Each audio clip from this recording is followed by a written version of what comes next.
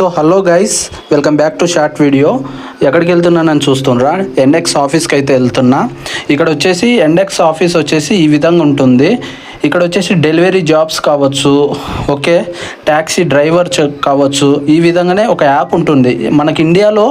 Uber ఇలా మనం ఎలాగైతే ట్యాక్సీ బుక్ చేసుకుంటామో ఇక్కడ కూడా సేమ్ లైక్ ఫుడ్ కావచ్చు, ట్యాక్సీ బుకింగ్ కావచ్చు, ఈ విధంగానే చేసుకుంటాం. ఇక్కడ వచ్చేసి ఇదే ప్రిఫరెన్స్ ఇస్తారు ఎండెక్స్ యాప్.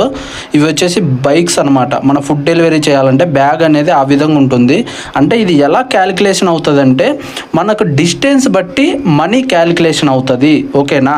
మనకు డిస్టెన్స్ ఎలా ఉందో, ఒక సపోజ్ ఇప్పుడు వచ్చేసి ఒక ఆర్డర్కి వచ్చేసి 300 అనుకో, అంటే కిలోమీటర్స్ ఎక్కువ ఉన్నారనుకో కొద్దిగా మనీ ఎక్కువ వస్తుంది. కిలోమీటర్స్ తక్కువ ఉందనుకో కొద్దిగా మనీ అనేది లెస్గా వస్తుంది. అంటే మనం చేసుకునే బట్టి ఉంటుంది. అది మంత్లీ 50 రావచ్చు, 60 రావచ్చు.